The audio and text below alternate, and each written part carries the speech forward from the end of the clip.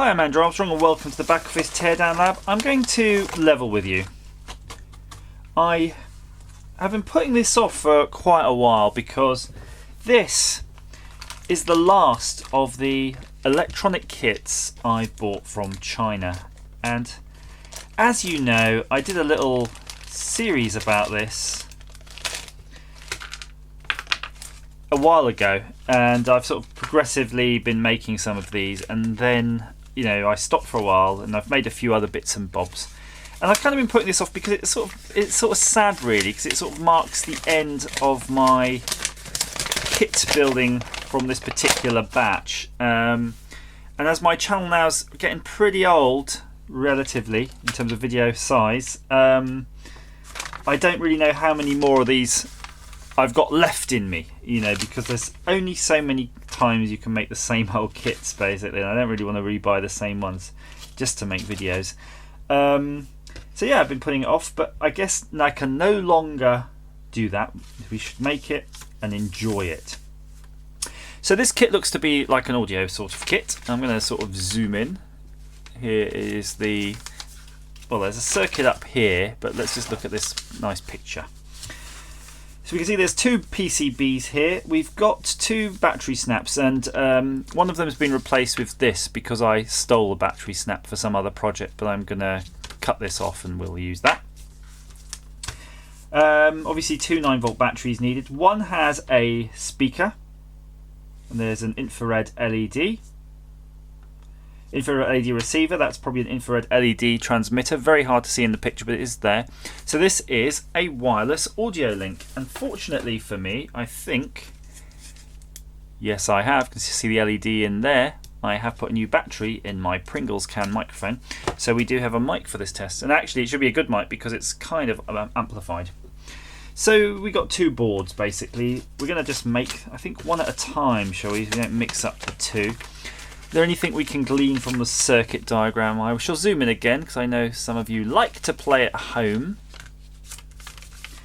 So this is the transmitter on the left. It appears, it says it's going through two diodes, but I think one is just the infrared LED and one's just a regular red LED, so you'll see the LEDs flashing. VCC and audio in. It's really just this S8050 transistor, so the audio is coming in via a sort of capacitor, so that's decoupling it, taking the DC component out. There'll be an AC component coming into the base of this transistor, so that'll be like a curvy thing going on, and this is just literally amplifying what it's seeing. So it's getting a very low input coming in from the microphone.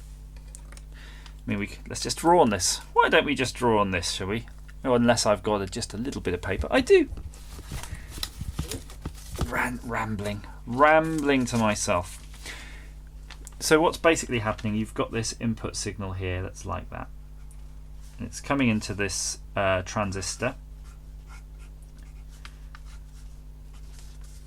And the LED's underneath here. So what this is doing, this is 5 volts here, and then you've got the LED, and the LED is going to ground. So for argument's sake, forget what's here, but if you measured the voltage at this point, yeah, you would see the same pattern coming in but just bigger. It's just going to be doing that, and the ratio between that and that is what's determined by the other components here, and that's all you need to know, because of course you can't drive an LED straight from a microphone basically. So this is going to be in a millivolt range, and then this is going to be in a volt range. So imagine you've got like a 0.1 volts or something here, and then here you need to have 3 volts. It's quite a big boost you're trying to get through there, and that's it. That's all that does. That's great. So let's look at the other end. So we've got the receiver here, although they're showing it as an LED. D1 and D2 are being shown as just regular LEDs, strangely enough, interestingly. Can't quite tell which one is the real receiver here. I think it's going to be D2 potentially, that one. So it's all going into this LM386 chip here. LM386. So if you've got a Google, you can Google that up and see what that is. It's obviously just some sort of maybe amplifier or regulator. There's a lot of components here. It definitely looks like an amplifier though. I think Should be some feedback element. Maybe it's coming through here. Tricky. LM386. Look that up, guys. See what that is. And then it's just outputting it to a speaker. So it's just basically an amplification circuit. It'll be some sort of amplifier. And that's it. It's going to be hopefully relatively easy to make because there's not that many components. And let's hope there's not too many resistors. Long leg positive. Long leg positive will be much quicker though when it comes to that decision. Let's get the parts underway. Enough talk. I can hear you at home shouting at me, stop friggin' talking, just start with the making. I apologise to those people who want to skip the talk. But you know, sometimes you got to take your time, think about what you're going to do before you just rush in and bodge it up. That's the DC jack. That's just too easy, so you might as well just put that on. That's like anchoring our whole project. Soldering iron, 353 degrees. Bit hot, doesn't matter. Let's clean the tip. So put a bit of solder on your tip and then just rub it off on your Brillo pad thing. Let's get this cooking.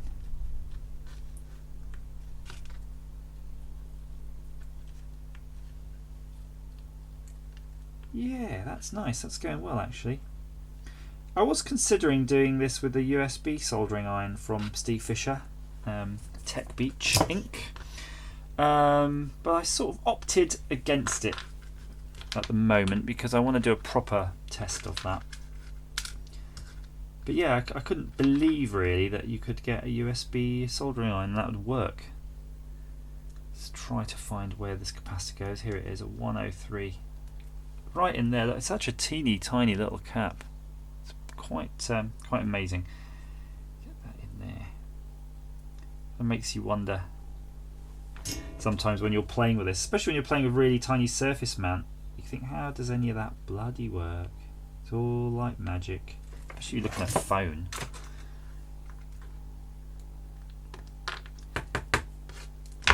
But you can't get you know, too mystified by things just because they're small. They're still the same as the big things, they're just scaled down. So there's our little cap. Two resistors, a 53k and a 100k.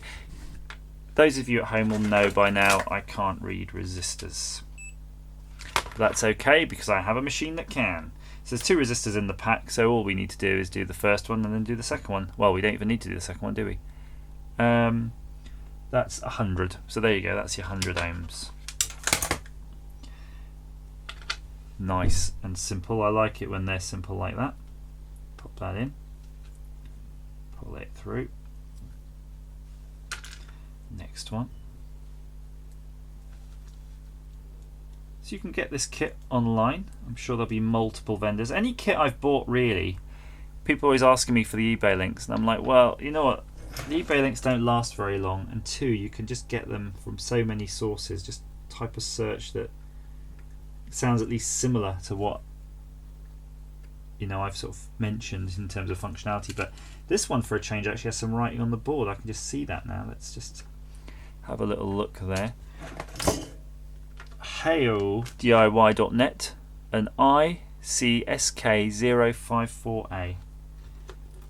So ICSK054A, you'll definitely find that waiting for you online to buy. What next? We need our LED. Remember, long leg positive. I'm really starting to remember that mantra. Put your best foot forward. No, that doesn't work. There's got to be a mnemonic for this. Someone tell me another mnemonic. It's nicely in.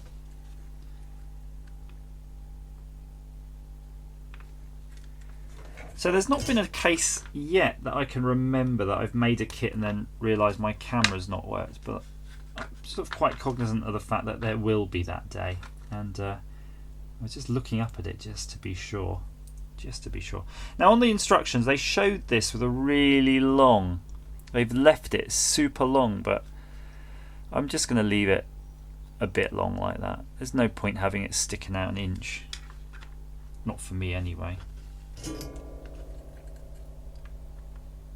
So depending, if you're going to put this in an enclosure, you can sort of make it as long or as short as you need. There we go, nicely done. So far, so good, looks pretty convincing. So we've got our little amplifier, or transistor as they're more commonly known. Transistors are nice like that. Look, they've got a nice footprint. See how the legs splayed? That means they're just going to bite in, not want to go anywhere once they're in there. Nice and easy to solder those.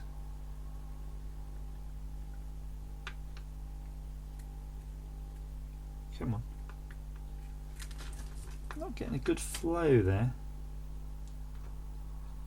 Yeah, that's better.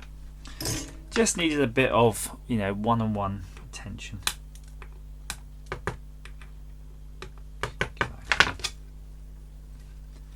So we've got two electrolytics, one slightly fatter than the other, so I'm just going to go with that. I'm not going to check their values or anything. We've got 100 microfarad, which is that one, and then 4.7 microfarad. The final thing after they're in is the battery snap, and that's the transmitter made. That's quite pleasant. I'm thinking about, what, 10 minutes? Less maybe? It's quite a fast kit so far. Depends how many resistors are in the other one. The resistors will slow me down because I've got to measure those, but if I've got someone feeding me components, I reckon I could race away with one of these. We're going to use the battery snap that I molested, or will need to molest, because it's the most painful one. Let's get it out of the way. I can never remember the polarity. The wire has a white stripe on it, and I do believe that's often the... Oh, I did that badly. Stripped that pretty badly. I do believe that's pretty much negative mostly, but we've got batteries here. We'll just measure that to be sure.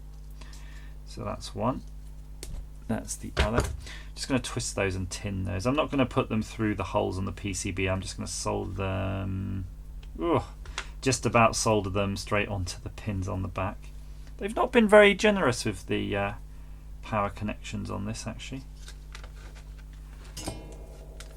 We'll be able to compare that though to the wire that came with the actual battery snaps that came with it, because maybe they are designed to hold less current than this thing, because this is quite a thick one. I think it's definitely quite a thick, surprisingly thick gauge for a 9-volt battery snap. Just going to trim them. That's nicely trimmed. Just get your battery on there. If in doubt, I'm going to say scope it out. It's not really a scope though. So if my first guess would be that this left-hand one was going to be negative, so I'm just going to see if the power comes off. 7.2 volts. Yeah, that seems a bit low to be honest, but fine. Yeah, the polarity is what we care about, and the polarity is as expected. I'm going to use this battery but be slightly wary of it. Sometimes these kits need all the juice in the world. So we've got pin 1 and a pin 2. Pin 1 is the, again double check, positive. So the one without the line goes on the outside edge.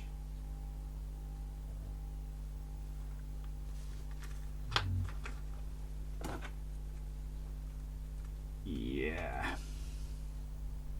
That's it. It's interesting though what kind of range this is, because I was going to say we're going to test this on the bench. We're going to get some serious feedback, aren't we? Maybe a microphone might not do. If we're sort of looking here, bugger. I was going, I got a lead of these new. I might be able to hook it up to a phone basically, or just sort of a music source, and see if we can transmit the music. We won't get a feedback loop then. Fine. Let's worry about that later. Jumping the gun a little bit.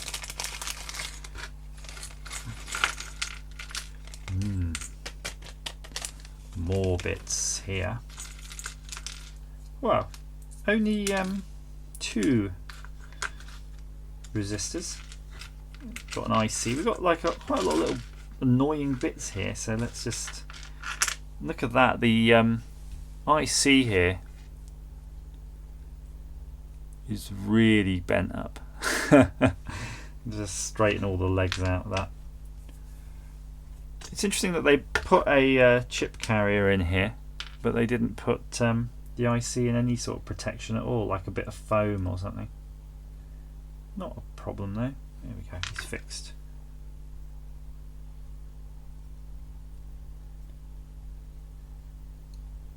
So you might just be able to hear my soldering iron in the background grinding away. I'm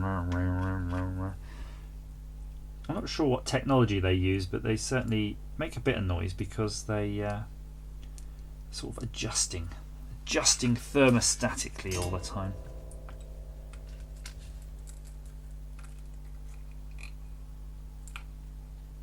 So ISK 054A, was that the same code as the other board or a different code? Who knows? Anyone playing at home knows.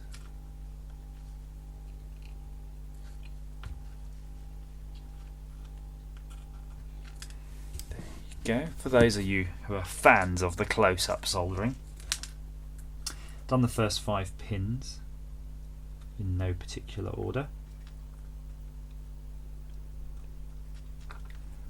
And that's how it looks soldered.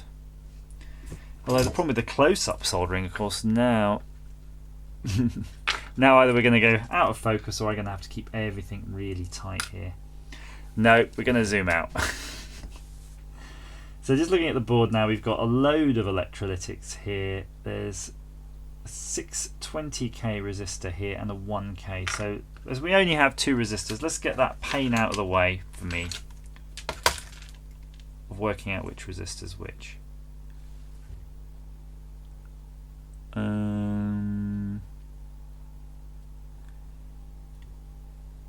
Well, I think that's your 1k.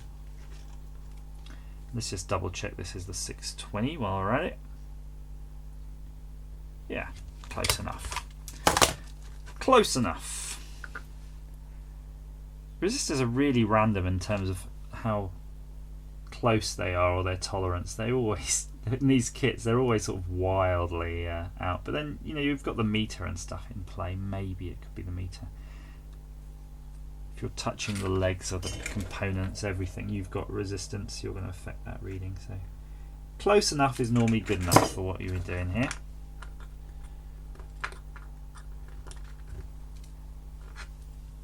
Just trimming those. Do you like a close-up? A close-up of a resistor solder? I think you would. I think you're craving it. It's what the punters crave. So there we go. Just poke it through. You see how the legs have crossed? Naturally, they've got tension on them, so they've crossed and they're holding it in. It's holding itself in conveniently for me. So I can just get in there. Have it all flopping around like that. That's kind of annoying. Blue tack or white tack? I've got packets of the stuff, loads of it, but I never seem to use it. But yeah, if you've got it, just put a blob of blue tack or white tack down. I say white tack, it's just actually a totally different product. It's made by the Pritt Stick type company. Don't know what they call it. They call it something random though, like Super Sticky Bond, but I just call it the white tack because it's white. 224 capacitor in there. Look at that now, the footprint. You're gonna have trouble again. Oh, all this zooming. Can you see? It doesn't really want to fit in that hole. The pins basing is different. So I'm just going to double check. It's definitely that's the only place it can go. So they're just going to have to be bent. Get in there. There we go. Yeah, that was a bit of fun and games. I'm going to sort of bend it over onto the electrolytic side rather than the other side, so I've got another capacitor to get in next to it, so I've just done that with the legs. Why don't I just solder that while we're at it? While we're here. Depending on how much of a rush you are, of course, you can just sort of do loads of components at once. I'm not in any particular rush tonight. I don't know what... got another rather nice audio book to look forward to. Apart from that, my plans are to spend my evening with you, playing with this electronic kit. What I was trying to sort of think of a test for this. This would kind of be neat if you can do it through a window, wouldn't it? Through a sheet of glass. So I'm going to see if there's a way of doing it. Maybe I'll try to... There is a window here in the back of it, so maybe what I'll do is put the receiver here under the camera, and I'll go outside the room with the transmitter and sort of aim it through the glass. Maybe I'll turn some of the lights off or down, and I'll leave the camera recording, and I'll just try to record a message to you. I think that'll be a pretty successful test. Clearly it's going to be mono, by the way, if you're looking to use this for some seriously high def type activities. It's definitely going to be mono. So our LED, this is our, excuse the focusing, our LED indicator goes here. So you don't want to confuse the LED indicator with the transmitter LED, because that's going to be bad news. So that'll go in there.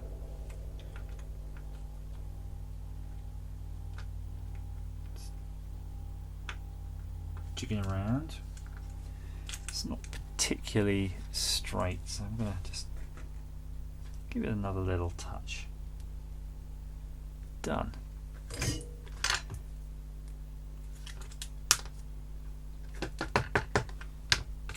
So we're just left with our IC, which I'll put in at the end. Our power, well, what was that?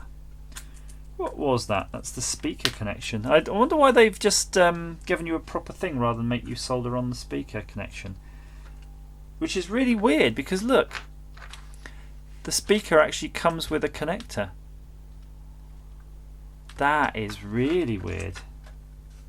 And there's no way in hell you're ever getting that connector on. I mean, you might be able to, you can't even get it in there. That's annoying, isn't it? You're going to have to cut all that. Right, doesn't matter. Let's just load this PCB up. Get it done. Long leg through here. That's our receiver.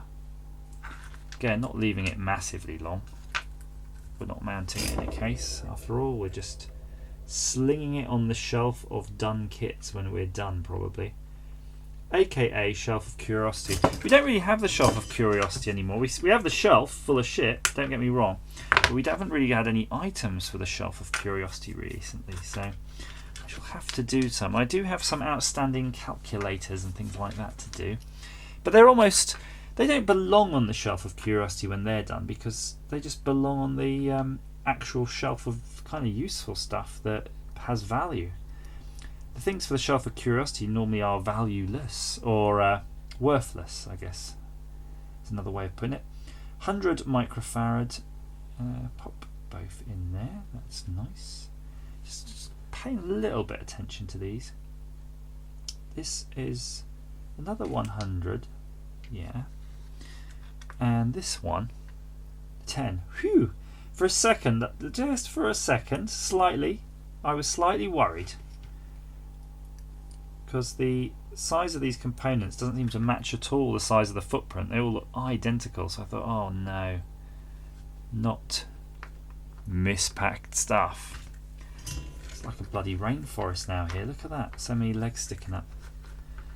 Come on, end a joke for me. More legs sticking up than something. It sounds like a rude punchline needed for that.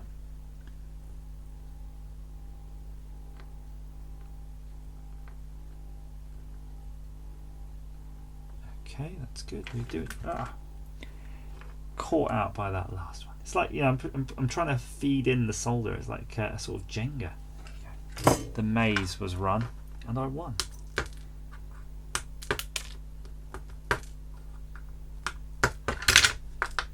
Look at that.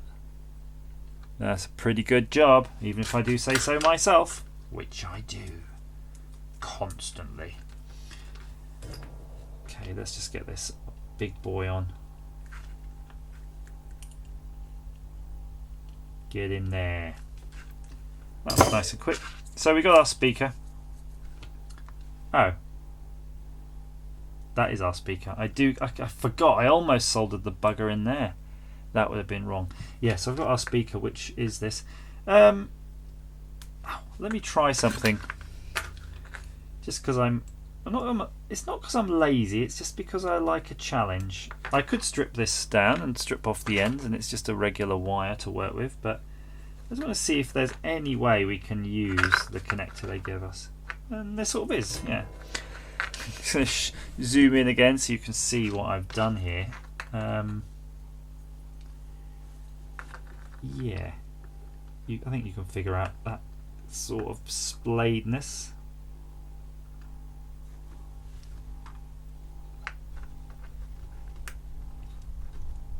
No, it did snap off. Just put that little bit too much force on it. I kind of just tack welding the first one, tack soldering rather, tack brazing.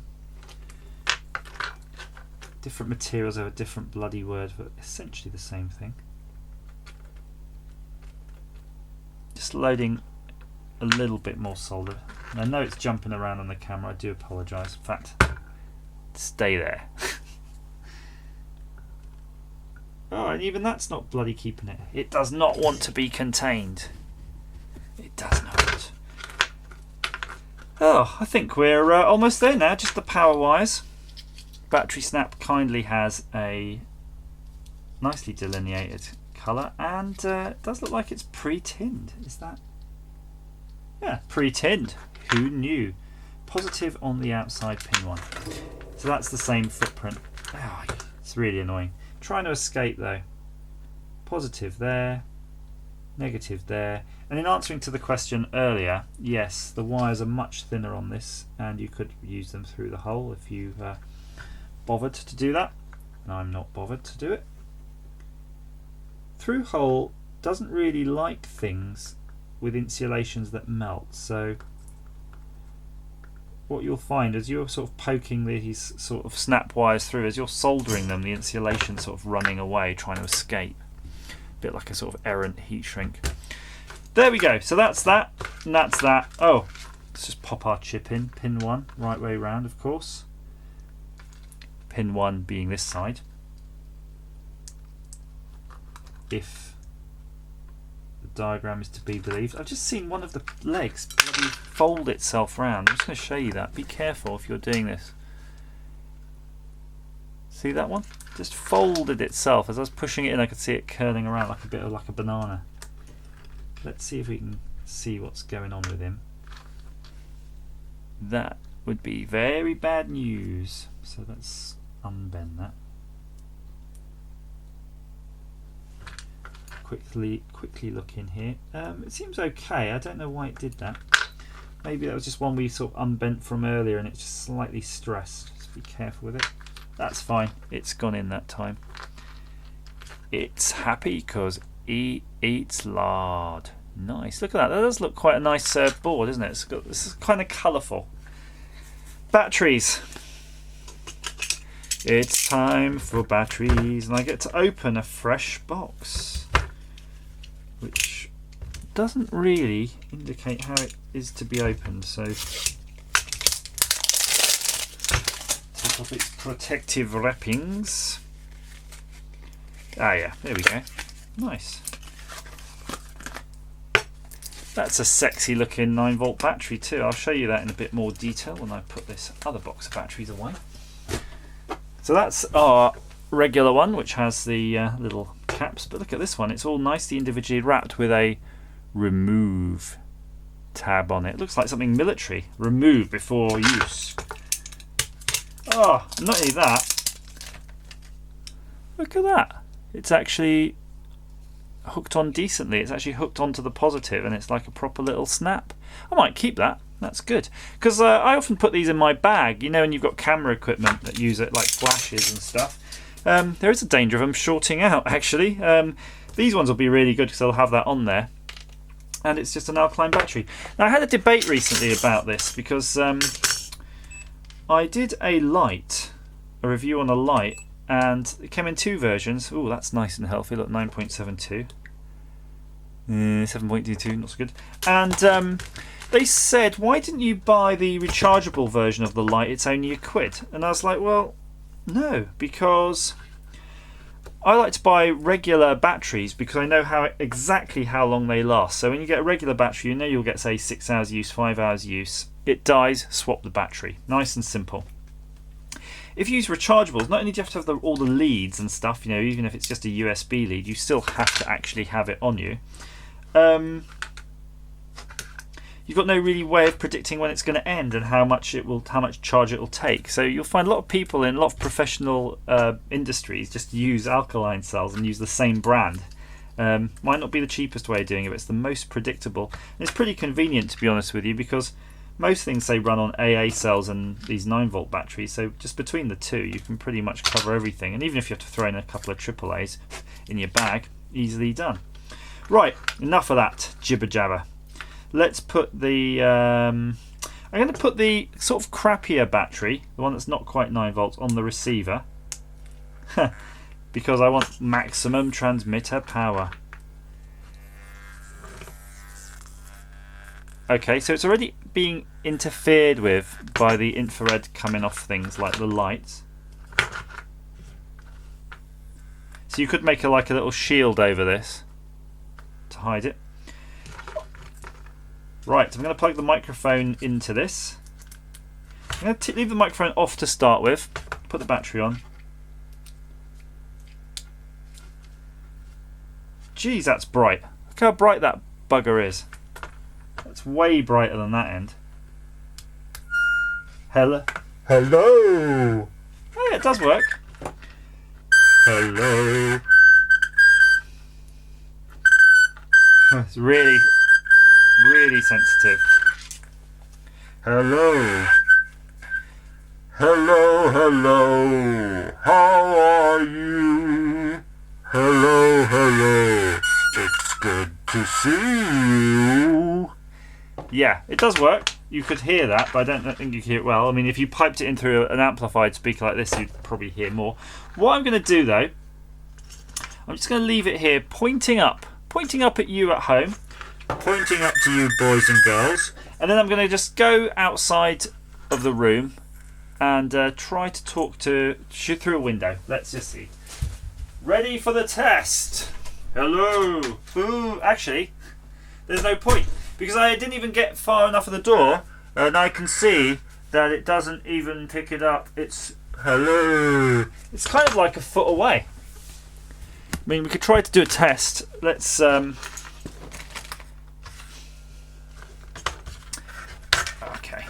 might just see my head because I'm not going to bother unwinding this.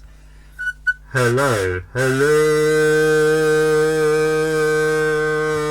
Hi. Oh, actually that's working quite good. That's now probably 1.5 foot away. Hello. Okay. And that's it. It's sort of the cone of repeatability is somewhat reduced. My advice would be, though, if you're doing this, and I'm just going to pull this off. We don't want to hear anymore. Oh yeah, there we go. My advice would be, if you use an infrared laser diode, you'll probably get a lot better result because it'll be a far more directional beam and you can literally just fire it onto this. But that kind of worked, but not very well. Not very well, really. I wonder if we can see the infrared though when we look at it through the camera. Can you? Hello? No, you can't. I'm going to just take my mobile phone because, as we know, the mobile phone seems to be a bit more receptive. You can see there's a slight glow on there. How do I do this? I've not got enough hands, have I? Testing! Oh! But I can't tell if it's how it's going to be converting this. If you think about it, is it amplitude modulated or pulse modulated? Those of you who have a better idea of audio can let us know, or the rest of us know how this is working. But yeah, it is working. It's working. It's a nice little kit. It demonstrates sound going through something. It probably works quite well if you're just trying to fire sound through a window, pane of glass, something like that. And yeah, that was a nice little kit, really. I mean, I'm not going to argue with it. It was good. It's a good build. So if you are on eBay and you've got a spare few quid to kill, yeah, definitely consider these bad boys. You might even learn something. Probably not as you'll probably learn more about soldering from me than how these things work. But I think I've covered roughly how they work. Yeah, that's good enough. So please leave any comments down below. Like, subscribe and share if you're that way inclined. I do have a Patreon running at the moment. So I say at the moment, it's been running for ages, but I've not told anyone about it. But I'm probably getting to the point now where this is my last kit. So if you want to kind of contribute to another kit, they're only a few quid. I'd really appreciate that. And even if not the kit, I'll use it for spending on coffee and keep me juiced up on coffee. I just so people are aware of the economics of YouTube. Yeah, I don't make really any money at all on YouTube. We make a massive loss. So anything you can spare is really appreciated. And thanks so much for all you guys who send me stuff too. I really appreciate the stuff. The stuff is starting to pile up though. So if you have like a little bit of like spare money to send to me, just a little bit, that's just equally as appreciated, because I'm not going to be able to get through what I've got at the moment just yet. So as ever, guys, thank you so much for watching, and yeah, stay safe if you're playing around with your sharp tools. Bye bye.